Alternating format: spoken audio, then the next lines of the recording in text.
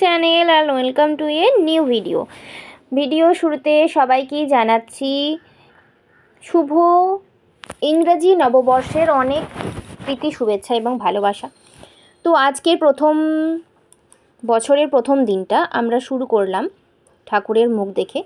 তো সেই জন্য দেখো আমরা চলে এসেছি বাঁশবেড়িয়াতে, আর এখন এসে গেছি আমরা হংসেশ্বরী মায়ের মন্দিরে মাকে দর্শন করব বলে। যদিও এটা আমার প্রথমবার নয়, আমি এর আগে অনেকবার হংসেশ্বরী মায়ের মন্দিরে গেছি, কেননা ওখানে আমার দিদি মাসিমণির মেয়ের বিয়ে হয়েছে, তো সেই সূত্রে আমার ওখানে অনেকবার যাওয়া। তো প্রথমে দেখো আমরা চলে এসেছি গ্যারেজের কাছে। তো এখানে গ্যারেজে টাকা নিয়েছিল হচ্ছে 30 টাকা করে, আর যতক্ষণই গাড়ি রাখো আর কি। তো গাড়ি রাখার ভালো সুবিধা আছে, যারা মনে করছো যে সাইকেল, মোটর সাইকেল বা 4 চাকা গাড়ি যাতে করে আসবে, তো সমস্ত কিছু কিন্তু এখানে রাখার ব্যবস্থা আছে। তো আমাদের সেরকম কোনো প্ল্যান ছিল না যে যাব বা পুজো দেবো, তো হঠাৎ করেই আমাদের প্ল্যান হয় আর আমরা সকালবেলায় বেরিয়ে পড়ি। তো ওখানে পুজো দেবার আমাদের কোনো প্ল্যান ছিল না, তো খাওয়া দাওয়াই করে গেছিলাম, মানে রাস্তাতেই খেয়েছিলাম আর কি, যেহেতু 10টার উপর বেজে গেছিলো। সকাল সকাল বেরোলে হয়তো পুজো দিতাম। তো গিয়ে দেখলাম যে আগের থেকে ব্যবস্থাপনা খুবই উন্নত করেছে। রাস্তার দুধার তোমাদেরকে দেখাতে নিয়ে এলাম, দেখতে পেয়েছো রাস্তার দুধারে প্রচুর দোকান আছে, খাবারের দোকান, ডালার দোকান, সব সাজানোই রয়েছে। আর আজকে এসে দেখলাম যে কি ভীষণ ভিড় হয়েছে পুরো রাস্তার ওখান থেকে, তোমাদেরকে দেখালাম পুরো রাস্তা থেকে ভিড় হয়েছে। এখানেও দেখো, বুঝতেই পারবে পুজো দেওয়ার ঠিক কতগুলো লাইন পড়েছে। যেহেতু বছরের প্রথম দিন সবাই মাকেই দর্শন করে বছরের প্রথম দিনটা শুরু করতে চায়, তো শুধুমাত্র হংসেশ্বরী মন্দির বলে নয়, যে কোনো মন্দিরই প্রচুর ভিড় হয়েছিল। তো তোমাদেরকে পাশ থেকে, সামনে থেকে, সব জায়গা থেকেই দেখাচ্ছে যে কি ভীষণ পরিমাণ ভিড়টা হয়েছে। তো এখানে কিন্তু জুতো রাখার জন্য আলাদা করে জায়গা আছে, তবে এটা কিন্তু শুধুমাত্র পুজো দেবার লাইন ছিল। যারা দর্শন করবেন মাকে আর কি পাশ থেকে, তাদের জন্য কিন্তু কোনো রকম লাইন ছিল না।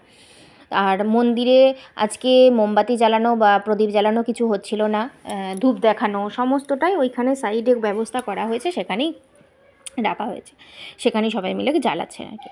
আর পুজো উপলক্ষে হয়তো মন্দিরটা এরকম সুন্দর করে বেলুন দিয়ে আর ফুল দিয়ে সাজানো ছিল, তো সেটাও একটুখানি তোমাদেরকে দেখিয়ে দিলাম। ও তারপরে ভিতরে যাব, ভিতরে গিয়েও বাকিটা তোমাদেরকে দেখাবো। তার আগে আমি শুধু জাস্ট তোমাদেরকে লোকগুলো বারবার করে দেখাচ্ছি, এটার একমাত্রই কারণ আমি এর আগেও অনেকবার এসেছি, কোনোবার আমি এরকম এত ভিড় পাইনি হংসেশ্বরী মায়ের মন্দিরে।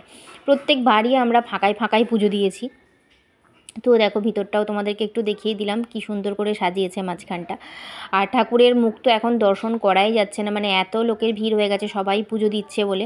তো দূর থেকে যতটা সম্ভব জুম করে তোমাদেরকে দেখানোর আমি চেষ্টা করছি মায়ের মুখটা, তো যতটা পারলাম তোমাদেরকে দেখালাম। তো তারপরে আমরা একটুখানি ফটোশ্যুট করে নিয়েছিলাম। আর আমরা এখন একটু ওয়েট করছি আমার জামাইবাবু কাম দাদা আসার জন্য, তো তার সাথে তারপরে বাকিটা ঘুরবো, আমরা পুরোটা একসাথে থাকবো। তো চলো তোমরা আমাদের সাথে থাকো আর ভিডিওটা দেখতে থাকো। তো এখানে দেখো আমাদের দাদার সাথে দেখা হয়ে গেছে, দাদা আমাদেরকে এখন নামিয়ে দিয়ে গেছে মদনমোহনের মন্দিরের সামনে। এই দেখো রাধামোহন মদনমোহন জিউ মন্দির হচ্ছে। তো এখানে আমার মানে দাদার যে ছেলে আর কি, মানে জামাইবাবুর ছেলে আর কি, তো আমরা ওকে দাদাই বলি আর কি, দু সম্পর্কের আমার আত্মীয় হয়, তো সেই জন্য আর কি এক তরফের আমার জামাইবাবু, এক তরফের দাদা, তো সেই হিসাবে ছোটোবেলা থেকে যেহেতু দাদা বলে এসেছি তাই দাদাই বলি। তো এই মন্দিরে হচ্ছে যে আমার দাদার ছেলে, মানে আমার বোনপো হয় আর কি, বোনপো তো বলতেই হবে যেহেতু দিদির সাথে বিয়ে হয়েছে সেই কারণে। তো বোনপো এখানে মন্দিরের হচ্ছে পুরোহিত, এখানে ঠাকুরকে ভোগ দেয়, পুজো করে, সারাদিন এখানেই থাকে, সন্ধেবেলাতেও পুজো টুজো করে। তো তারপরে রাত্রিবেলায় একবারে বাড়ি যায়, তো সেইখানেই সেজন্য আমাদেরকে এখানে দিয়ে গেছে। যেহেতু আজকে হংসেশ্বরী মায়ের মন্দিরে প্রচণ্ড ভিড় হয়েছে, আর আমরা ঠিক করেছিলাম যে হংসেশ্বরী মায়ের মন্দিরেই ভোগ খাবো, কিন্তু ওখানে প্রচণ্ড ভিড় হওয়ার জন্য দাদা বলল যে তুই বরং ওখানে চলে যা রিকির কাছে, তাহলে ওখানে ভোগ খেয়ে নিতে পারবি। তো রিকিকেও ফোন করে বললো, রিকি বললো যে হ্যাঁ মাসিমণি তোমরা চলে এসো আমার কাছে। তো তারপরে আমরা ওর কাছে চলে যাই, ফোন করে দিয়ে ওর কাছে গিয়ে এখানে এখন এসেছি। আর বাকি দেখো চারিদিকটা তোমাদেরকে ঘুরে ঘুরে দেখাচ্ছি। এই মন্দিরের মধ্যে কেউ থাকে না, শুধু একজন বয়স্ক করে মা থাকেন আর আমার ওই বোনপো থাকে, তারাই দুজনে মিলে ঠাকুরের সেবা করে। আর ফাল্গুন মাসে কিন্তু এখানে ভীষণ বড় করে একটা অনুষ্ঠান হয়। ঢুকেই তোমাদেরকে যে একটা মানে উঠোনের মধ্যে যে একটা মোমবাতি জ্বলছে দেখালাম, তো সেই জায়গাটাতেই কিন্তু মানে ঠাকুরের দোল উৎসবের সময় প্রচুর বড় করে মানে উৎসব হয় আর কি। আর এমনিতেও এখানে সন্ধেবেলাতেও নাম কীর্তন হয়, আর দিনের বেলাতে ভাত ভোগ হয়। আর রাত্রিবেলাতেও ঠাকুরকে যে যেমন খায় আর কি, লুচি, কোনো দিন রুটি, কোনো দিন ফল প্রসাদ, এইভাবে ঠাকুরকে দেওয়া হয়। তো ঠাকুরকে তোমাদের দেখো সুন্দর করে প্রথম থেকে দেখিয়ে দিচ্ছি। ঠাকুরদেরকে শীতকাল পড়েছে বলে সুন্দর সোয়েটার টুপি সমস্ত পরিয়েছি। আর এখন সকালের খাবার খাওয়ানো হয়ে গেছে, দিয়ে এখন রান্নাবান্না চলছে, আমার বোনপো রান্না করছে। আর এই দেখো সে ঘুর করছে এখন ঠাকুরের কাছে রান্নাবান্নার জোগাড় জানতির জন্য। আর ঠাকুর দেখো যেখানে শোয়ে সেই খাটটা তোমাদেরকে দেখালাম, ওইদিকে রয়েছে, তারপরে আলমারি, এই সমস্ত কিছু দেখালাম। তো তারপরে দেখো আমরা ওখান থেকে খাওয়া দাওয়া করলাম, খুব সুন্দর খাওয়া দাওয়ার আয়োজন করেছিল। সেই খাওয়া দাওয়া করে আমরা এখন আবার হংসেশ্বরী মায়ের মন্দিরে এসেছি। আর এখানে এসে দেখলাম যে খেজুর গুড়ের পাটালি গুড় এইসব পাওয়া যাচ্ছে। তো সেগুলো দেখতে গেলাম যে 300 টাকা করে কেজি বলছে। তো অনেকে বললো যে ভালো হয়, কেউ বললো ভালো হয় না, তাই আর নিলাম না, জানি না ঠিকঠাক। তো তারপরে এখানে আসলাম, আর তারপরে বাকিটা তোমাদেরকে দেখো ঘুরে দেখাচ্ছি। তখন তো জাস্ট অল্প একটুখানি দেখিয়েছিলাম সকালের দিকে, তারপরে ওখানেই ছিলাম আমরা বেশিরভাগ সময়টা, বোনপোর সাথে গল্প টল্প করে সারাক্ষণ ওখানেই সময় কাটালাম। তারপরে আবার চলে এসেছি এই হংসেশ্বরী মায়ের মন্দিরে, রাজবাড়ি আর নারায়ণ মন্দির এগুলো দেখার জন্য। তো তখন তো তোমাদেরকে বাকি জায়গাটা ঘুরে দেখানো হয়নি, তো বাকি ইনফরমেশনও দেওয়া হয়নি, তাই ভাবলাম যে এখন দেখিয়ে দিই। তো এই দেখো এখানে মোটরসাইকেল, সাইকেল আর জুতো সমস্ত জমা রাখা হয়, আর কোনটার কত টাকা সেটা ওখানে লেখা রয়েছে। তো আমরা আবার জুতো রাখলাম, প্রথমে এসে তো একবার জুতো রেখেছিলাম, তো আবার দ্বিতীয়বার এসে জুতো রাখলাম। আর এখন ঘড়িতে বাজছে হচ্ছে 3:30, কিন্তু পুজো ওর সেই লাইন কিন্তু এখনও চলছে। মাঝে মাত্র 1 ঘন্টা মতন মন্দির বন্ধ ছিল, সেই সময়টা হয়তো বাকি ভক্তরা সবাই যে যার খাওয়া দাওয়া করেছে বা কিছু করেছে, তারপরে আবার পুজো দেওয়ার পর্ব কিন্তু চালু হয়ে গেছে। তো গোটা শীতকাল ভোর কিন্তু মন্দির সর্বক্ষণই খোলা থাকে, মাঝের হয়তো 1টা ঘন্টা বন্ধ থাকে মাকে ভোগ খাওয়ানোর সময়, ওই 1টার সময়। আর এখান থেকে ভোগ খেতে টাকা লাগে হচ্ছে 100 টাকা করে। 100 টাকায় খুব ভালো ভালো ভোগ প্রসাদ পাওয়া যায়। কিন্তু যেহেতু ভিড় ছিল বললাম তোমাদেরকে প্রথমেই, তাই আজকে আমরা হংসেশ্বরী মায়ের মন্দিরে খেলাম না, আমরা আজকে ওই রাধামোহনের কাছেই খেলাম। কারণ কপালে যেদিনকে যার কাছে খাওয়া লেখা থাকবে সেখানে তো সেদিন হবেই, কিছু করার নেই। তো ওখান থেকে দেখো আমরা চলে এসেছি এদিকে রাজবাড়ির এই দিকের অনেকটা জায়গা পুরো পোড়ো অংশ হয়ে গেছে। আর এই জায়গাটায় বললো পিকনিক টিকনিক করা হয়, তাই আমরা একটুখানি ভেতরটা ঢুকে দেখলাম। তো দূর থেকে মাইকের আওয়াজ আসছিল, কিন্তু কোথায় কারা পিকনিক করছে সেটা দেখতে পাইনি গো। তারপর ওই পুরো বাড়িটা ঘুরে আমরা আগে দেখেছিলাম, এখন তোমাদের দাদাভাইকে দেখাবো বলে নিয়ে এসেছিলাম, কিন্তু বললো যে এখন এই মন্দিরের এই চত্বরগুলোতে নাকি যাওয়া যায় না, মানে রাজবাড়ি চত্বরে নাকি এখন যাওয়া যায় না।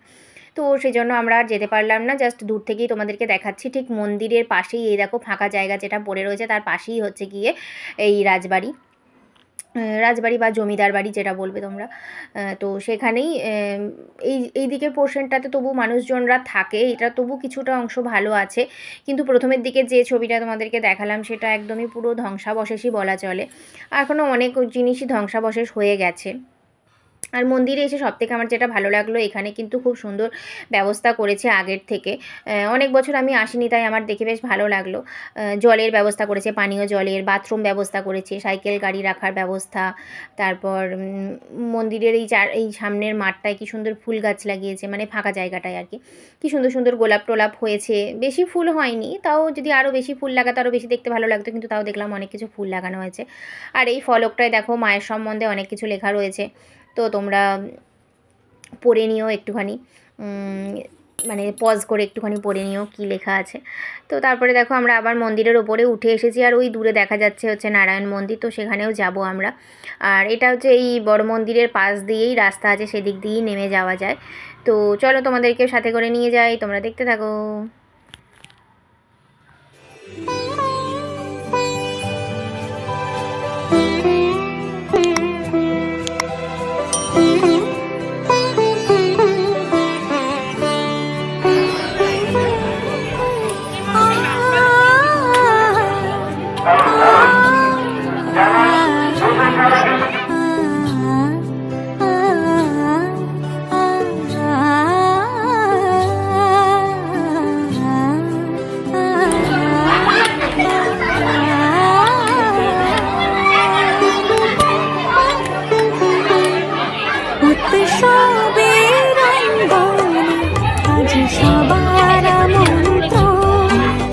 নারায়ণ মন্দিরটা তোমাদেরকে যেটা দেখালাম, এই নারায়ণ মন্দিরে আগে আমরা যখন ছোটোবেলায় আসতাম এখানে বাঁশবেড়িয়াতে, তখন এসে নারায়ণ মন্দিরেই উঠে বসে থাকতাম, ভিতরে তখন প্রবেশ করার অধিকার ছিল।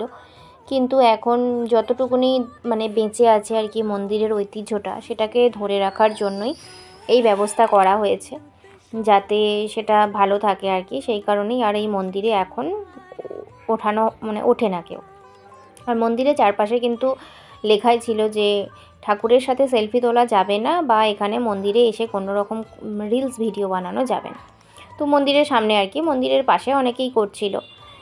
আর এই দেখো ওইখান থেকে ঘুরে তারপরে আমরা আবার এসেছি হংসেশ্বরী মায়ের মন্দিরের কাছাকাছি। তো সেখানে হংসেশ্বরী মা মন্দির আছেন সামনে, আর তার চারপাশে যে ছোট ছোট ঘরগুলো তোমরা দেখতে পাচ্ছ ছোট ছোট গ্রিল দিয়ে, এই সব ঘরগুলোতে কিন্তু আছে শিব ঠাকুরের মূর্তি, সেগুলো তোমাদেরকে দেখালাম। আর এই জায়গাটা যেটা দেখতে পাচ্ছ এখান থেকেই এখানে ভোগ প্রসাদ দেওয়া হয়, এখান থেকেই লাইনে করে ভোগ প্রসাদ দেওয়া হয়, এখানেই খাওয়া হয়। তো বাকি জায়গাটাও তোমাদেরকে সবাইকে ঘুরে দেখালাম। আর এখন হয়ে গেছে বিকালবেলা, পড়ন্ত রোদ গায়ে এসে পড়ছে। এখনও কিন্তু পুজোর লাইন প্রচুর আছে, যতক্ষণ পর্যন্ত পুজোর লাইন থাকবে ততক্ষণ মন্দিরও খোলা থাকবে, পুজোও হবে। এমনিতেও রাত্রিবেলায় 8টা পর্যন্ত মোটামুটি পুজো হয় বা মন্দির খোলা থাকে এরকমই দেখাচ্ছে। তো আমরা মন্দির বাকি সব চারিদিক দেখে শুনে নিয়ে এখন চলে এসেছি। এখন আমরা বাড়ি যাব।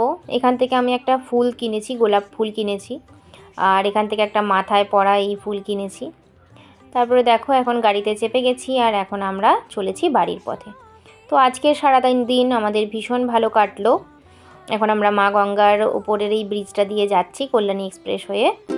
তো চলো, তোমরা সবাই খুব ভালো থেকো, সুস্থ থেকো। নতুন ভিডিও নিয়ে খুব শিগগিরই আসছি তোমাদের কাছে। টাটা।